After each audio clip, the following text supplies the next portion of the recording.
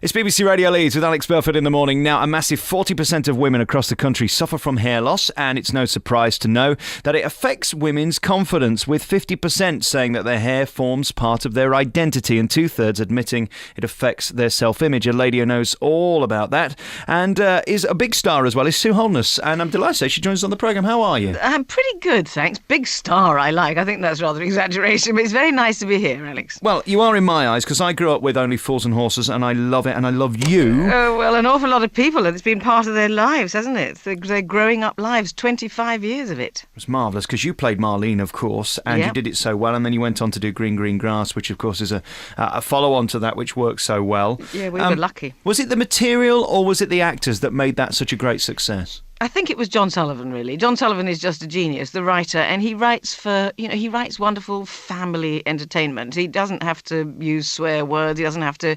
His characters are genuinely, wonderfully nice people. You know, I know Del Boy, obviously, his business arrangements might not fare too well in a court of law, but, compared to our politicians and bankers and captains of industry, there are lots of Del Boys out there, and there are lots of Boyces out there too.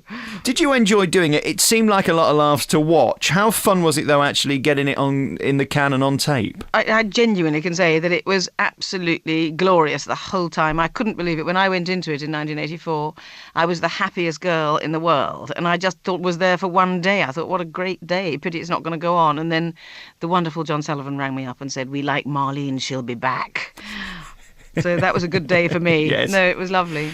And in terms of the longevity of it, I mean, as a touring actress, it must be very odd to know that you've got this thing that took up most of your career. I mean, it's extraordinary. Well, it's been my passport to working, of course, because, I've done, in between doing Only Fools, I've worked a lot still in theatre and radio and other television, really because of Marlene. And now I do cruising for P&O because people like hearing about the stories, the backstage stories, And it's so nice that you've embraced it. You're not one of those actresses that says, oh, no, well, that was a very small part of my career, and of course I play at the RSC at the weekends, and I'm very, very posh, No, I love her. I think she was the best thing that ever happened to me, and I was pregnant with my first child when I started playing Marlene, and that, thank God, it's a playground street cred show, so my kids have never really been embarrassed, which they could have been, because I was the Peckham tart, wasn't I? Well, you were a little bit, but with a heart, that's the main thing. The heart of gold. And in terms of when you watch them back, do you remember them all? Because there's so much of it. Is it almost like watching it for the first time when you go back and see them on Watch TV? The thing about Only Fools is, and everybody says this, is you can go back and watch them over and over again, can't you? Because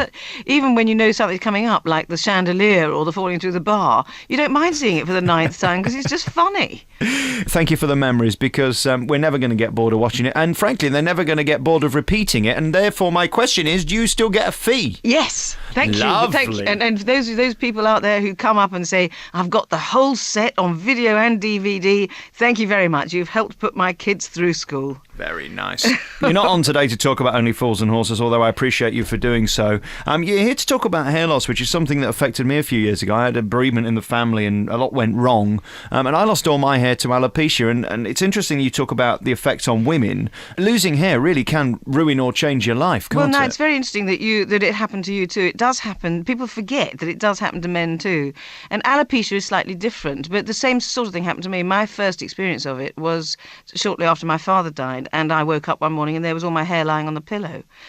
And it is terribly depressing for women. But I say particularly for women, but I imagine it got you down as well when you lost your hair, because it really can change your personality, can't it? I'm naturally quite a buoyant, bouncy person, but when this happened to me, I did find it was terribly difficult to cope with. I got very blue, and you'd wake up and look in the mirror, and it just is an extremely depressing thing, and you have to spend hours and hours trying to make your hair look even remotely presentable.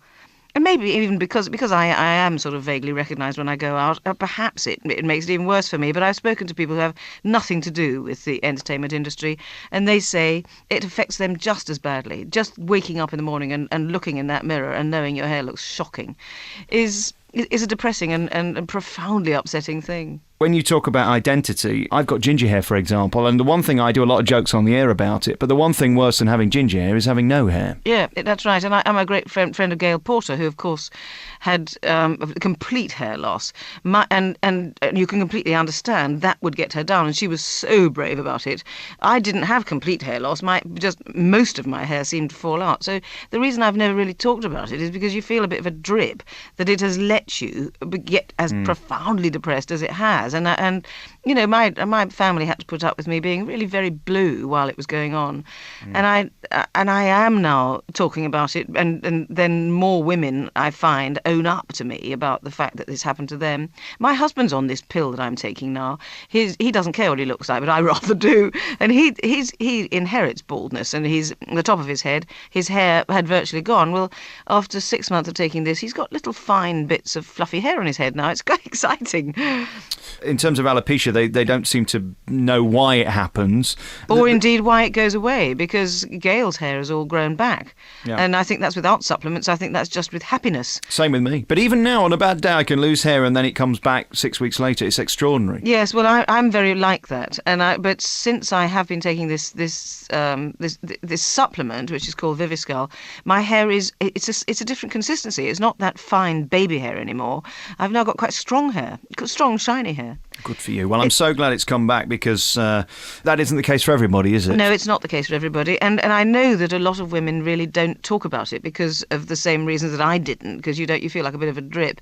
But there is a website, which I now do try and tell everybody about, because the wonderful Dr. Chris Steele will talk about hair loss, why it happens, and he gives help and advice about it on this website. It's called viviscal.co.uk. And if you are having problems with your hair, do go onto the site, because he's a gorgeous chap anyway, nice avuncular man, and he will really talk you through the reasons why it might happen, what you can do to help the situation. And it can be, I found it a great comfort just looking at it, and there's a video where he explains, what you can do about it. Are you still in touch with the boys from the big show, Oh and Horses? Yes. We meet less often because everybody's so busy. I see John Challis a lot, of course, because we have a little show that we trot around the country called An Audience with Boycie and Marlene, and so I see him regularly. We're very lucky, aren't we? Often double acts hate each other. John and I get on like an old married couple, and we really enjoy working together. And his wife and my old man all get on. So lovely. It's a happy tale, and happier still now that I've actually got hair on my head. Good for you. Thank you so much for coming on the programme. Real thrill talking to you. Sue Holderness, thank you very much. Lovely to talk to you too, Alex. Bye-bye.